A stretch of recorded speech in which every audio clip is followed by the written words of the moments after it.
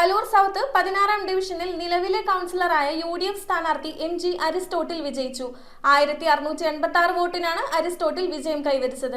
Kaloor south 16-ാം ഡിവിഷനിൽ നിലവിലെ കൗൺസിലറായ UDF സ്ഥാനാർത്ഥി MG അരിസ്റ്റോട്ടിൽ വിജയിച്ചു. 1686 വോട്ടിനാണ് അരിസ്റ്റോട്ടിൽ വിജയം കൈവരിച്ചത്. സൗത്ത് കലൂരിൽ നിന്ന് മത്സരിച്ച സ്ഥാനാർത്ഥിയാണ് MG അരിസ്റ്റോട്ടിൽ. അവിടെ 2 പ്രാവശ്യം മത്സരിച്ച സ്ഥാനാർത്ഥി കൗൺസിലറായിട്ടാണ് മത്സരിച്ചത്.